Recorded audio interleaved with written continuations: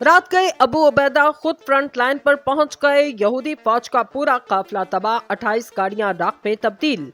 नाज़रीन, गजा से अब तक की बड़ी खबर।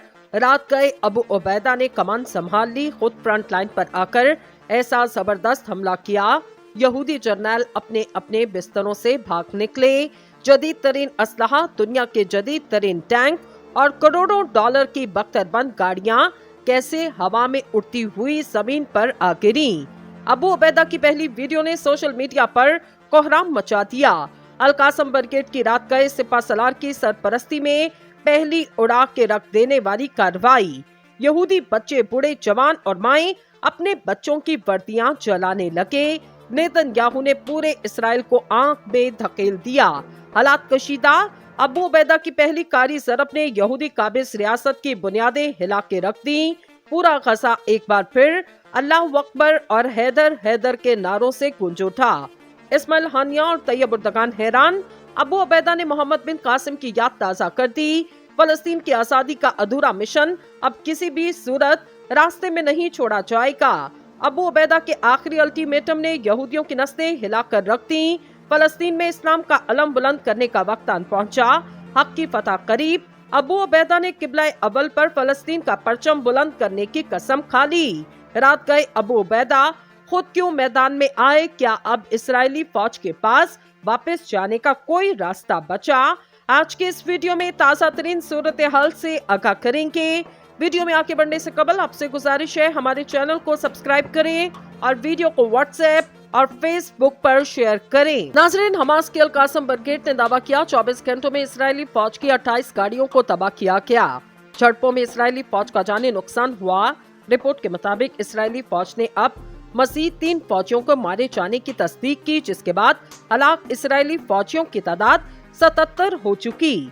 इसराइली वजीर दिफा ने कहा, बहुत जल्द हमास को बिखेर देंगे। वाज़ेह रहे 7 अक्टूबर से गजा में जारी इसराइली जाहरियत से तकरीबन 16,000 फलस्तीनी शहीद हो चुके। फलस्तीनी मुजाहिदीन के लिए काम करने वाले अक़वाम मुत्तहिदा के इदारे UNRWA ने कहा, गजा की 80% से जायद आबादी अपने घरों को छोड़ने पर मजबूर। आलमी इदारे ने सोशल मीडिया प्लेटफॉर्म एक्स पर एक पोस्ट में कहा कि 7 अक्टूबर से जारी इसराइली कार्रवाइयों के नतीजे में गजा के 19 लाख अफराद अब तक बेघर हो चुके। UNRWA ने कहा कि इस वक्त 12 लाख बेघर अफराद इदारे के 156 मराकज़ में मुकीम। नाज़रीन, जंगबंदी जितनी देर चली ये एक सफारती कामयाबी रही। अब 7 दिन के वक्फे के बाद इसराइल और हमास को अपने सबसे बड़े अस्करी और सियासी मसाइल का सामना करना होगा। हमास के लिए ये बका की जंग। जब तक हमास के पास ऐसे जंगजू जो गोली चला सकते या इसराइल की जानिब रॉकेट दाग सकते, वो ये दावा करेंगे कि इन्हें शिकस्त नहीं हुई।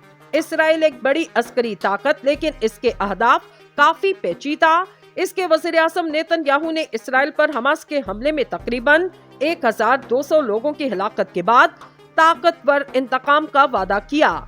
इसराइली फौज की जाहरियत के आगाज के कुछ घंटों में ही हुकूमत ने एक व्हाट्सएप पोस्ट के जरिए जंगी मकासद को हासिल करने का अज़म किया।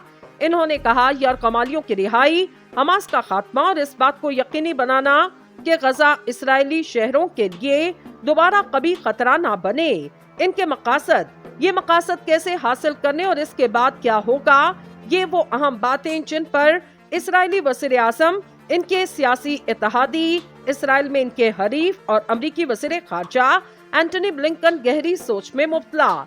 जंग के इब्तिदा से अमरीकी वज़ीर खारजा 4 बार इसराइल और खित्ते का दौरा कर चुके। शायद एंटनी ब्लिंकन को मालूम था कि जैसे वो इंसानी बुनियादों पर वक्फे का नाम दे रखे, इसे बढ़ाने की इनकी कोशिश नाकाम होगी। जंग के दोबारा शुरू होने से पहले की शाम को इन्होंने अमेरिका के इसराइल के लिए हमायत दोहराते हुए कहा, इसराइल को अपने दिफा का हक, और इन्होंने हमास की मसामत की। अमेरिकी वज़ीर खारजा ने कहा, इसराइल एक ऐसे दहशतगर्द गिरोह के साथ मुकाबला करते हुए बैनुल अक़वामी कवानीन और जंगी कवानीन के मुताबिक कार्रवाई कर रहा, जबकि वो हमास दोनों का एहतराम नहीं करते। लेकिन इसके बाद वज़ीर खारजा ब्लिंकन ने अब तक का सबसे तवील अवामी बयान दिया, जिसमें इन्होंने कहा, इसराइल को ये जंग कैसे लड़नी चाहिए। اس کو پورا بتانا چاہیے کیونکہ یہ امریکہ کی اپنے سب سے قریبی اتحادی اسرائیل کے ایک قسم کی توقعات کی فہرست۔ سیکرٹری بلنکن نے کہا کہ اس کا مطلب ہے کہ عام شہریوں کی جانوں کی حفاظت کے لیے مؤثر اقدام اٹھانا۔ اس میں یہ بات بھی شامل کہ جنوبی اور وسطی غزہ میں واضح طور پر ایسے مقامات کی نشاندہی کی جائے جہاں وہ خطرے سے دور اور محفوظ رہ سکیں۔ ناظرین، ماہرین کے قریب اس کا مطلب ہے کہ غزہ کے اندر شہریوں کی مزید نمایاں نقل مکانی سے گریز کیا جائے۔ اس کا مطلب ہے کہ زندگی کے اہم انفراسٹرکچر کو نقصان نہ پہنچایا جائے، جیسے ہاسپٹل، پاور اسٹیشن، پانی کی سہولیات، اور اس کا مطلب یہ کہ اگر حالات اجازت دیں تو بے گھر ہو کر جنوبی غزہ میں جانے والوں کو شمال جانے کا حق دینا چاہیے۔ کوئی مستقل اندرونی نقل مکانی نہیں ہونی چاہیے۔ جنگ کی ابتدا میں امریکی صدر جو بائیڈن یہاں آئے تھے۔ انہوں نے اسرائیل کو پرجوش طریقے سے گلے لگایا، لیکن اس کے ساتھ اپنے اتحادی کو انتباہ کیا کہ وہ انصاف کے حصول کے لیے غصے میں اندھا نہ ہو جائے، جیسے القاعدہ کے 9/11 حملوں کے بعد امریکہ ہو گیا تھا۔ سیکرٹری بلنکن کے بیان سے ہم یہ سمجھ سکتے کہ صدر جو بائیڈن کا خیال ہے کہ وزیر اعظم نیتن یاہو نے ان کی بات نہیں سنی۔ صدر جو بائیڈن کے نیتن یاہو کے ساتھ مشکل تعلقات رہے ہیں۔ اس کے وزیر اعظم نیتن یاہو نے اسرائیل پر حماس کے حملے میں تقریباً 1200 لوگوں کی ہلاکت کے بعد طاقتور انتقام کا وعدہ کیا۔ اسرائیلی فوج کی جارحیت کے آغاز کے کچھ گھنٹوں میں ہی حکومت نے ایک واٹس ایپ پوسٹ کے ذریعے جنگ کی مقاصد کو حاصل کرنے کا عزم کیا۔ انہوں نے کہا، یرغمالیوں کی رہائی، حماس کا خاتمہ اور اس بات کو یقینی بنانا کہ غزہ اسرائیلی شہروں کے لیے دوبارہ کبھی خطرہ نہ بنے۔ ان کے مقاصد، یہ مقاصد کیسے حاصل کرنے اور اس کے بعد کیا ہوگا، یہ وہ اہم باتیں جن پر اسرائیلی وزیر اعظم، ان کے سیاسی اتحادی، اسرائیل میں ان کے حریف اور امریکی وزیر خارجہ اینٹونی بلنکن گہری سوچ میں مبتلا۔ جنگ کے ابتدا سے امریکی وزیر خارجہ 4 بار اسرائیل اور خطے کا دورہ کر چکے۔ شاید اینٹونی بلنکن کو معلوم تھا کہ جیسے وہ انسانی بنیادوں پر وقفے کا نام دے رکھے، اسے بڑھانے کی ان کی کوشش ناکام ہوگی۔ جنگ کے دوبارہ شروع ہونے سے پہلے کی شام کو انہوں نے امریکہ کے اسرائیل کے لیے حمایت دہراتے ہوئے کہا، اسرائیل کو اپنے دفاع کا حق، اور انہوں نے حماس کی مذمت کی۔ امریکی وزیر خارجہ نے کہا، اسرائیل ایک ایسے دہشت گرد گروہ کے ساتھ مقابلہ کرتے ہوئے بین الاقوامی قوانین اور جنگی قوانین کے مطابق کارروائی کر رہا، جبکہ وہ حماس دونوں کا احترام نہیں کرتے۔ لیکن اس کے بعد وزیر خارجہ بلنکن نے اب تک کا سب سے طویل عوامی بیان دیا، جس میں انہوں نے کہا، اسرائیل کو یہ جنگ کیسے لڑنی چاہیے، اس کو پورا بتانا چاہیے کیونکہ یہ امریکہ کی اپنے سب سے قریبی اتحادی اسرائیل کے ایک قسم کی توقعات کی فہرست۔ سیکرٹری بلنکن نے کہا کہ اس کا مطلب ہے کہ عام شہریوں کی جانوں کی حفاظت کے لیے مؤثر اقدام اٹھانا۔ اس میں یہ بات بھی شامل کہ جنوبی اور وسطی غزہ میں واضح طور پر ایسے مقامات کی نشاندہی کی جائے جہاں وہ خطرے سے دور اور محفوظ رہ سکیں۔ ناظرین، ماہرین کے قریب اس کا مطلب ہے کہ غزہ کے اندر شہریوں کی مزید نمایاں نقل مکانی سے گریز کیا جائے۔ اس کا مطلب ہے کہ زندگی کے اہم انفراسٹرکچر کو نقصان نہ پہنچایا جائے، جیسے ہاسپٹل، پاور اسٹیشن، پانی کی سہولیات، اور اس کا مطلب یہ کہ اگر حالات اجازت دیں تو بے گھر ہو کر جنوبی غزہ میں جانے والوں کو شمال جانے کا حق دینا چاہیے۔